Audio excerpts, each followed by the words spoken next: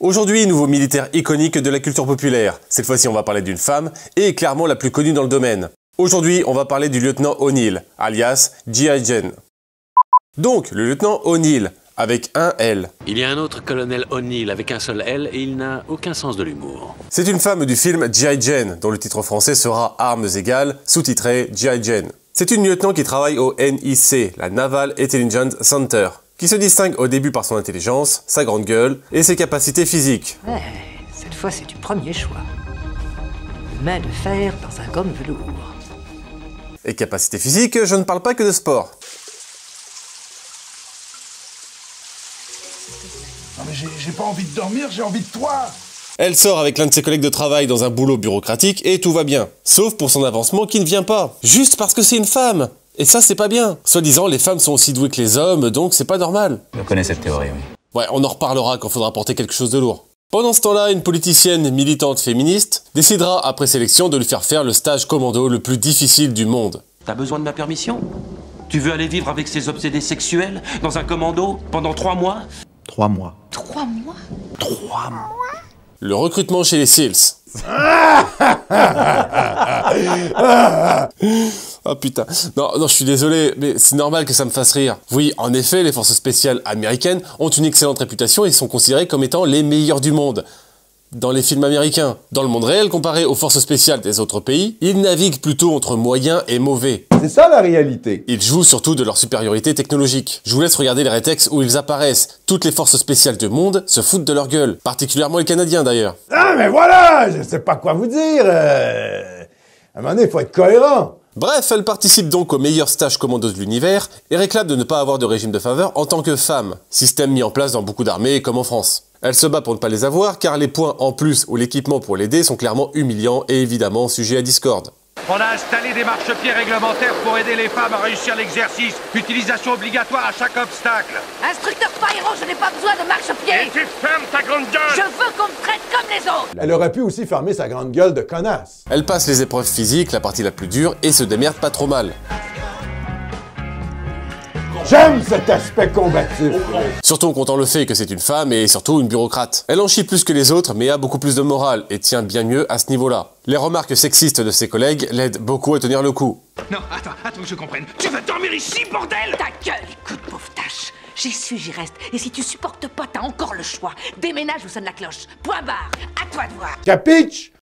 Une femme dans ces stages-là est très mal vue par tout le monde, à tous les niveaux. La plupart des mecs supportent mal l'idée de voir des femmes éventrées. Même si l'officier qui gère le stage est à peu près équitable et punit ceux qui la maltraitent.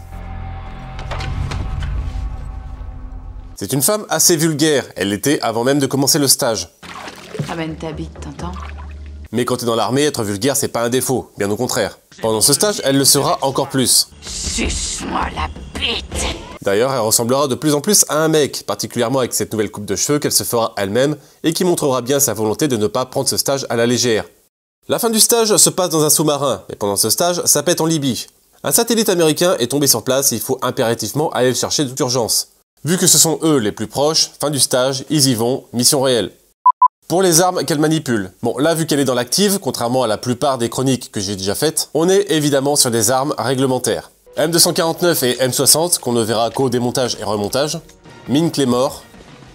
Couteau, même si finalement elle ne s'en servira pas. Pour les entraînements, évidemment, elle utilise un M16. Et pour les missions réelles, un M4 équipé d'un lance-grenade M203.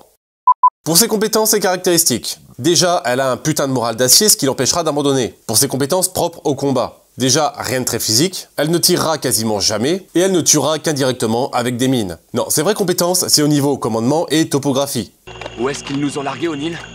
Notre cible est à 2-3-0. Histoire de foutre la merde, on passe sur 5 pour les échanges stratégiques. Échange standard sur les canaux habituels. Slovnik, en route pour 2-3-0. Cortés, remue-toi! Remue-toi, connard! Elle est très douée pour décrypter et analyser une carte et peut imaginer une stratégie très rapidement. On dirait qu'elle a mis en plein dans le mille.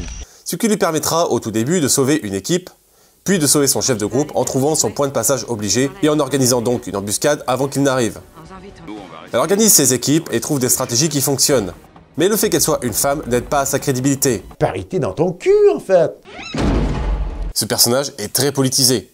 G.I. Jane est plus qu'un militaire. C'est une représentation féminine de combattants, un fantasme de politicien sur les femmes au combat, et aussi un fantasme de militaire de ce qu'ils pourraient trouver dans leur section.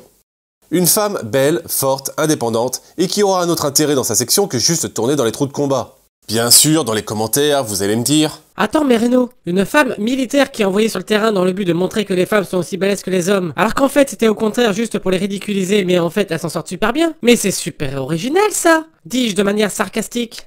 Ouais, bon, ok, mais l'actrice s'est vraiment rasé le crâne pour ce rôle et... Mais pareil ça, Reno, une femme qui se rase le crâne pour un rôle, c'est super original, dis-moi. Ça c'est jamais vu dans l'histoire du cinéma. Ouais, mais le personnage est particulièrement attachant, le jeu d'acteur est bon, on a de l'empathie pour elle et... Tu es au courant qu'elle a reçu un Razzie Award pour son jeu d'acteur de merde? Tu défends la défendable ou t'as des goûts tout pourris? Suce-moi la bite. Stagiaire, tu verras la section commentaires.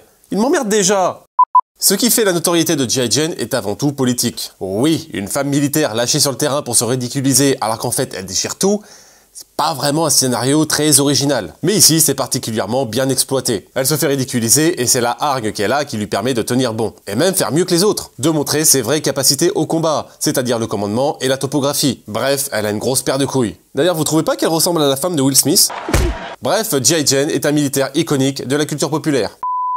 Enfin voilà, ce sera tout. Pour la prochaine chronique, je vous laisse la choisir dans les commentaires. Je rappelle qu'il doit être militaire. Une proposition sur deux, c'est un policier. D'ailleurs, j'ai pas mal hésité avec le capitaine Nascimento, de troupe d'élite. Car il a fait partie de la BOP, la police militaire brésilienne.